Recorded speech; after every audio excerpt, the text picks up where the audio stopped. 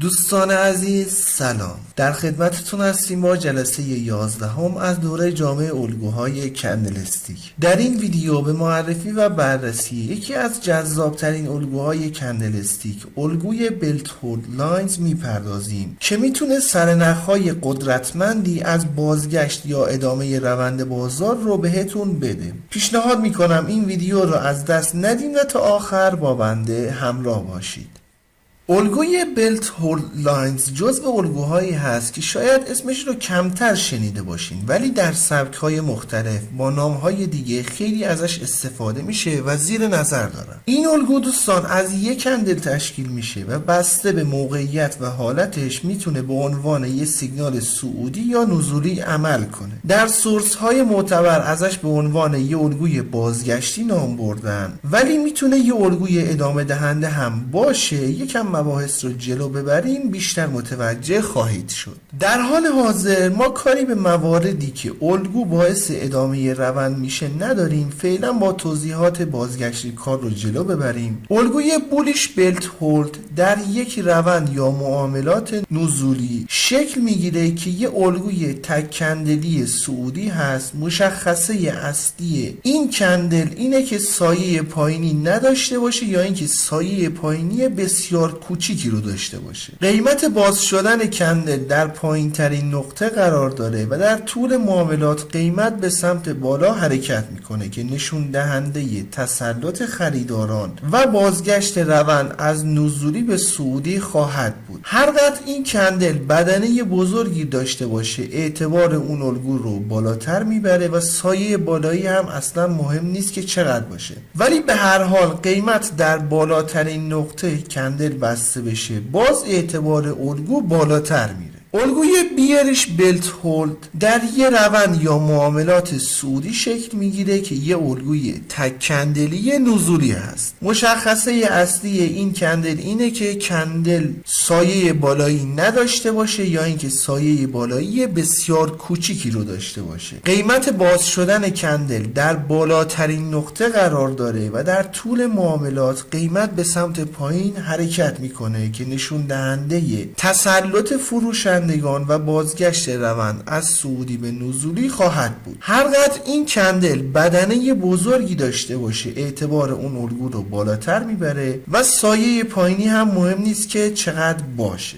این الگوها دوستان به معامله گران داستانی از تغییر قدرت بین خریداران و فروشندگان رو روایت میکنن. در الگوی بولیش بلت هولد با شروع کندل در پایین ترین قیمت نشون میده که فروشندگان در ابتدا کنترل بازار رو در دست داشتن، ولی خیلی سریع خریداران با قدرت وارد میشن و قیمت رو تا انتهای کندل به سمت بالا میبرن و در محدوده بالایی کندل بسته میشه. نبود سایه پایینی نشون میده که فشار خرید بسیار بالا بوده و حتی فروشندگان نتونستن قیمت رو به مقدار خیلی جزئی پایینتر ببرن. این تغییر ناگهانی قدرت از نزولی به صعودی معمولا نشونه ای از بازگشت احتمالی روند از نزولی به صعودی است. برای الگوی بیرش بلت هولد بالعکس هست که دیگه بهش نمیپردازیم. انقدر این مطالب مطرح شده که مطمئنم دوستانی که این دوره رو دنبال میکنن به راحتی میتونن خودشون روانشناسی و حرکت شناسی الگو رو تفسیر کنن. دوستان روانشناسی الگوها از شناسایی الگوها مهمتره. روانشناسی الگوها رو بلد باشین در بسیاری از سبک‌های پیشرفته این الگوها کارتون رو راحت تر میکنن.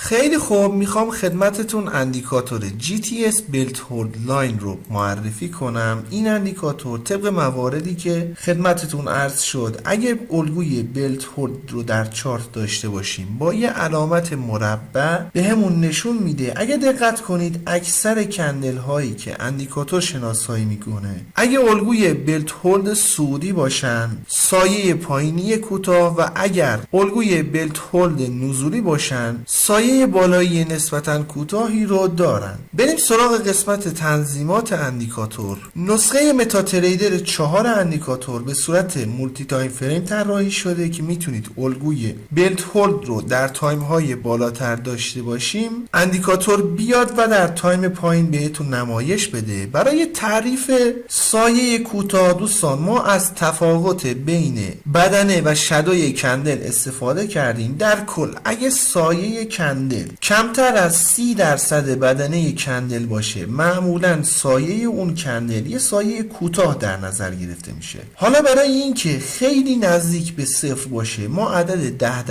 10% رو در نظر گرفتیم. یعنی اینکه اگه سایه کندل کمتر از 10% طول بدنه کندل باشه، اون کندل رو به عنوان بلت هولد در نظر میگیریم. بیشترین عددی که میتونید در این قسمت قرار بدین عدد 30% هست. بالاتر از عدد 30 رو اندیکاتور همون 30 در نظر میگیره. کمترین عدد هم که 0 هست. اگه 0 قرار داده بشه دیگه کندل نباید سایه پایینی داشته باشه. گزینه بعدی هم دوستان محل تشکیل الگو میتونه در میانه روند باشه، میتونه در انتهای روند باشه. به صورت پیش‌فرض بر روی بازگشت در نظر گرفته شده تا سیگنال هایی رو اندیکاتور شناسایی کنه که در انتهای روند شکل گرفته باشن. ولی اگه این گزینه بر روی آل باشه، دیگه این الگو هر جایی از چارت شناسایی بشه اندیکاتور بهمون نمایش میده. حالا میریم روی چارت هم بررسیش میکنیم. قبلش این مورد رو هم خدمت توضیح بدم که اندیکاتور پس از شناسایی الگو بهتون آلرت هم میده که در این قسمت میتونید تنظیمش کنید. حالا اوکی رو بزنیم. همونطور که مشاهده میکنید این کندل که در میانه روند شکل گرفته، این سری دیگه اندیکاتور شناسایی میکنه. یا این کندل نزولی هم که در میانه روند شکل گرفته، این سری اندیکاتور اومده و تشخیص داده. ولی اگه بر روی ریترن باشه دیگه اینجور موارد رو اندیکاتور در نظر نمیگیره. این مورد رو هم به دلیل این قرار دادم که این ویژگی در سبک های پیشرفته خیلی به کار میاد.